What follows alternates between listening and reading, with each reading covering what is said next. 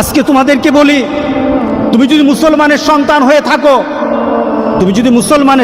হয়ে থাকো, তাহলে আজকে তোমাকে এই চিন্তা করতে হবে, এমন কাজ আমি করব না যেই কাজের জন্য আমাকে মৃত্যু পরবর্তী জীবনে আমাকে গুনাহ পেতেই থাকবো, এই কাজ আমি করব না। এটা মুসলমান, এটা হলো মুহাম্মদ সাল্লাল্লাহু আলাইহি সাল্লামের কলিজার টুকরা উম্মত, এটা হলো উম্মতের পরিচয়। আজকে আপনি আশ্চর্য হবেন, গোটা পৃথিবীতে এখন নেট ব্যতীত মানুষ থাকতে পারে না। আজকে যুবকগুলি এগুলি ছাড়া থাকতে পারে না। আজকে যুবকগুলি নিজেকে বিভিন্নভাবে সমাজের মধ্যে পরিচয় তুলে ধরছে, তারা মুসলমানের সন্তান, এই পরিচয় আজকে সমাজের মধ্যে হচ্ছে না। আল্লাহ সুবহানাহু ওয়া তাআলা আমাদেরকে বলছেন, ইন্না নাহনু নুহয়িল মাউতা ওয়া নাকতুবু মা কদ্দামু, আমি তো মৃতদেরকে জীবিত করি। আল্লাহ বলেন, আমি মৃতদেরকে আবার জীবিত করব এবং তাদের কৃতকর্মগুলি আমি সবগুলি লিপিবদ্ধ করে রাখি। ওয়া কুল্লা শাইইন আহসাইনাহু ফি ইমামিম মুবিন, আর প্রত্যেকটি জিনিস সংরক্ষিত আছে তোমার জীবনের, প্রত্যেকটি জিনিস সংরক্ষিত আছে।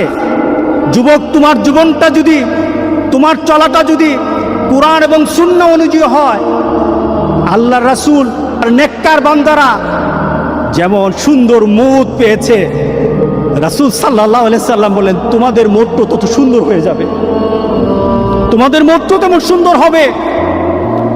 রাসূল সাল্লাল্লাহু আলাইহি সাল্লাম বলতেছেন, তুমি দুনিয়াতে যেভাবে চলবা মউতও তেমন হবে। কোনো ধরনের খারাপই যদি তোমার মধ্যে থাকে, তুমি যদি খারাপ নীতিতে চলো, তুমি খারাপ দৃশ্য নিয়ে চলো, তোমার হাতে খারাপ থাকে, তোমার ঘুমের সময় খারাপ জিনিস তোমার সাথে থাকে, তুমি তোমার বন্ধু বান্ধবের সাথে যখন আড্ডা দাও তখন তুমি খারাপ কোনো দৃশ্য নিয়ে তুমি কথা বলো, তুমি তোমার বন্ধু বান্ধবের সাথে যখন কথা বলো তোমার ভিতরে খারাপ চিন্তা থাকে, তোমার মতটাও তেমন খারাপই মত হবে।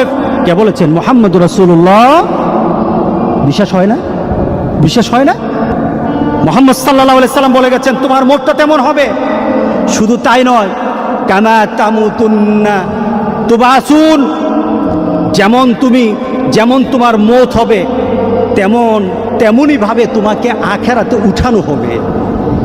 এরপর রাসূল সাল্লাল্লাহু আলাইহি সাল্লাম হচ্ছে, তোমার মতটা যেমন তোমাকে উঠানো হবে ওই নীতিতে, যেমন ভাবে তুমি মরেছ।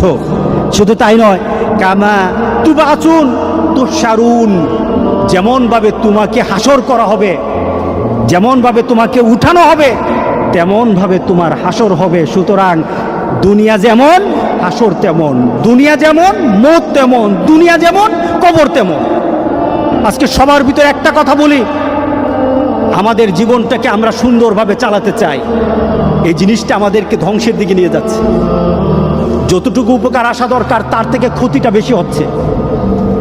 আজকে যদি সমাজের সন্ত্রাসী শিখতে চায় তাহলে এখান থেকে সন্ত্রাসী শিখে, ছোট ছোট বাচ্চারা পর্যন্ত সন্ত্রাসী স্টাইল শিখে কিভাবে মারামারি করতে হয়, সব কিছু এখান থেকে শিক্ষা হয়। যদি তোমার ভিতরে দিনদারি হয়, সেটা তোমার আল্লাহর তরফ থেকে তোমার প্রতি একটা করুণা, তুমি ভালো কিছু বের করতে পারো, ভালো কিছু বের করতে হবে। এটা ভালোর দিকেও নিয়ে যায়, খারাপের দিকে নিয়ে যায়, তবে খারাপের দিকের সংখ্যাটাই বেশি। তাহলে আজকে আমরা এই নিয়ত করব যে আমাদের চোখকে হেফাজত করব। কারণটা কি? এই চোখ সম্পর্কে প্রশ্ন করা হবে, আমাদের যৌবন সম্পর্কে প্রশ্ন করা হবে। রাসূল সাল্লাল্লাহু আলাইহি সাল্লাম বলেছেন, সামনের দিকে অগ্রসর হওয়া যাবে না যতক্ষণ পর্যন্ত তার প্রশ্নের উত্তর দিতে না পারবে, ততক্ষণ হবে না। সেটা কি? আন উমরিহি ফিমা আফনাহু, তোমার জীবনটাকে তুমি কিভাবে পরিচালনা করেছো। আরেকটা হলো শাবাবি ফিমা আবলাহু, তোমার যৌবনকে তুমি কিভাবে ব্যয় করেছো। এই প্রশ্নগুলি আসবে। কবরও যেমন প্রশ্ন, হাসরের ময়দানে প্রশ্ন আছে। তাহলে চলুন আমরা পরিবর্তন হয়ে যাই।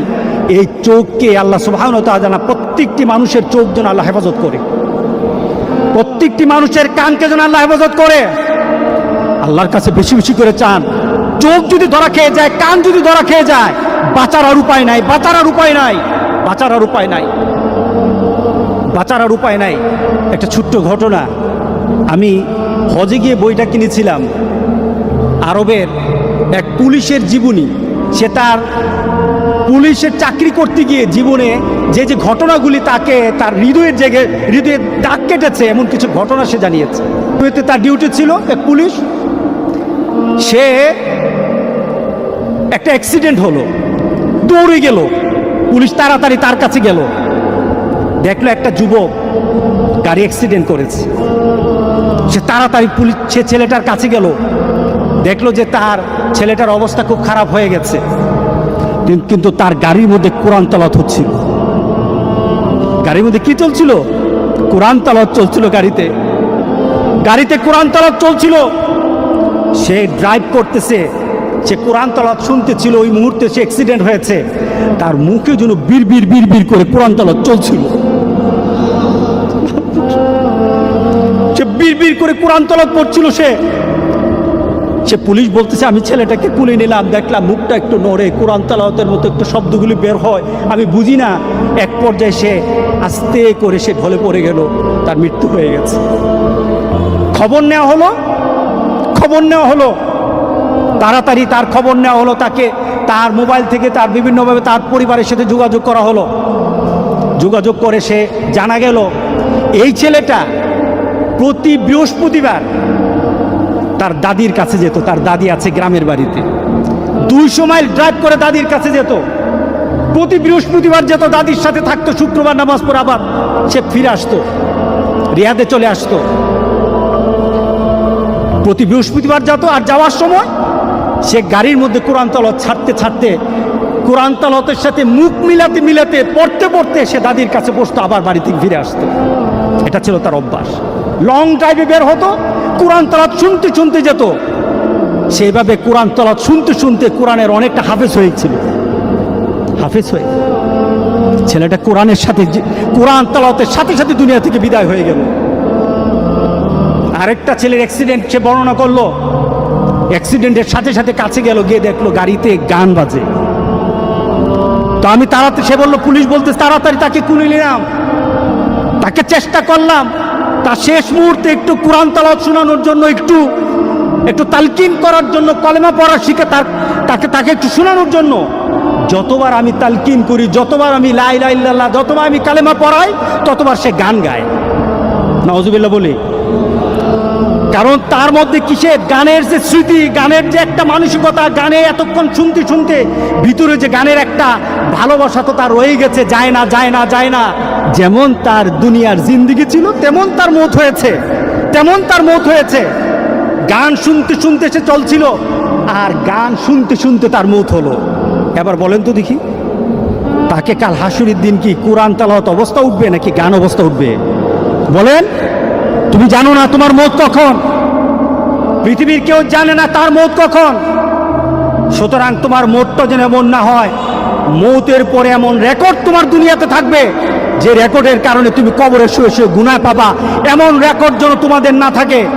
আমাদের এমন সতর্ক হওয়া দরকার আছে কিনা বলেন?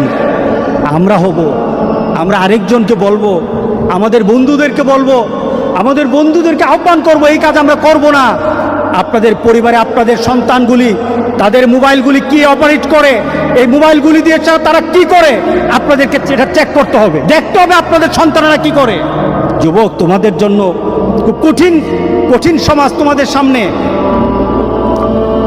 আমার সবচেয়ে একজন প্রিয় আরবের এক আলেম শেখ মোহাম্মদ আল আরিফি অত্যন্ত তেজস্বী কথা বলে, অত্যন্ত ঘটনমূলক কথা বলে। ওনার একটা আলোচনায় উনি বললেন, ওনার এক বন্ধু, যুবক শুনো, ওনার এক বন্ধু সে ইন্টারনেটে খুব এক্সপার্ট ছিল। সে একবার সার্চ করে একটা ইন্টারনেটের ওয়েবসাইটে ঢুকে গিয়ে দেখলো ওয়েবসাইটটা একটা নোংরা ওয়েবসাইট। সেটাকে চিনল। এরপরে শেখের কাছে এসে বলল, শেখ, আমি ওয়েবসাইটে ঢুকে যা দেখলাম এটা বিশ্বাস করার মতো না। কি দেখেছেন? শেখ জিজ্ঞাসা করলো, কি দেখেছেন? দেখলাম একটা যুবক একটা ওয়েব পেজ কিনেছে, অনেক টাকা দিয়ে কিনেছে। তার 5 বছরের জন্য একটা কন্ট্রাক্ট করেছে, টাকা দিয়েছে 5 বছর। কি ব্যাপার? 5 বছর ওই কোম্পানি তাকে প্রতি সপ্তাহে বিভিন্ন ছবি তাকে করবে, সেন্ড করবে, বিভিন্ন ছবি পাঠাবে প্রতি সপ্তাহে। সে টাকা দিয়ে সেটা কন্ট্রাক্ট করেছে, এটাকে পেজটাকে কিনেছে, একটা ফাইল করেছে, তার বন্ধু বান্ধবকে বলেছে আমার কাছে এমন একটা পেজ আছে, তোমরা যদি মনে চায় তোমরা লিঙ্ক দিতে পারো, আমার সাথে শেয়ার করতে পারো। যুবক শুনে নাও, তুমি আমার সাথে শেয়ার করতে পারো। তার বন্ধুরা আনন্দের সাথে বলল, যদি তোমার সাথে ঘুরি তাহলে পয়সা দিতে হবে নাকি? না, পয়সা দেওয়া লাগবে না, পয়সা তো আমি দিয়ে দিয়েছি, আমি এই ফাইলটা কিনে নিয়েছি, প্রতি সপ্তাহে আমার কাছে ছবি আসবে, আর তোমরা যদি আমার সাথে লিঙ্ক করো আমি এটাকে শেয়ার করে দেব, সাথে সাথে তোমাদের সাথে চলে যাবে। সে O2 ফরওয়ার্ড করে দিল, তার সকল বন্ধুর তালিকা দিয়ে O2 ফরওয়ার্ড করে দিল। তার কাছে যখন একটা ফাইল চলে আসতো প্রতি সপ্তাহে, অটোমেটিক তার বন্ধুদের কাছে চলে যেত, অটোমেটিক চলে যেত। সেটা কি কিনেছে? 5 বছরের জন্য কিনেছে। 6 মাস পরে সে অ্যাক্সিডেন্টে মারা গেল। 6 মাস পরে সেই ছেলেটা অ্যাক্সিডেন্টে মারা যায়। তার আশেপাশের সকল বন্ধুরা তাকে জানাজা দিল, দাফন করলো। ঠিক 1 সপ্তাহ পর দেখলো প্রত্যেকটি বন্ধুর সেই ওয়েবসাইটটা, তার বন্ধুদের যে ওয়েবসাইটটা লিঙ্ক করা ছিল, তাদের কাছে ছবি চলে আসছে, তাদের কাছে ছবি চলে আসতেছে। তারা মনে করলো এটা পুরানো ছবি। আবার তারা 1 সপ্তাহ ওয়েট করলো, দেখলো না, আবার ছবি চলে আসছে। 2-3 সপ্তাহ পর তারা কোম্পানির সাথে যোগাযোগ করলো, তাদেরকে বলল, ভাই, যে ছেলেটা আপনাদের থেকে এই ফাইলটা কিনেছিল সে তো মারা গেছে, এখন তার থেকে যেই ধরনের পেজ আপনারা দিচ্ছেন এটা তো আমাদের কাছে চলে আসতেছে, অটোমেটিক চলে আসতেছে। ফাইলটা কিনলো কে? ওই মরা ছেলেটা কিনলো। কে কিনলো বলেন? ওই মরা ছেলেটা কিনলো। যে ছেলেটা মরে কবরে আছে সেই ছেলেটা কিনেছে। কিন্তু তার বন্ধুরা কিন্তু লিঙ্ক পাচ্ছে প্রতি সপ্তাহে তাদের কাছে ছবি চায়। তারা অস্থির হয়ে গেছে। শেষে কোম্পানির সাথে বলল যে এটা বন্ধ করা দরকার, সে তো নাই, বন্ধ করা দরকার, এটা খারাপ জিনিস। তখন তারা বলল, আমরা তো বন্ধ করতে পারবো না, তাকে একটা পাসওয়ার্ড দেওয়া ছিল, পাসওয়ার্ডটা চাই, পাসওয়ার্ডটা হলে বন্ধ করতে পারবো। বলে পাসওয়ার্ড তো জানি না, পাসওয়ার্ড তো জানি না।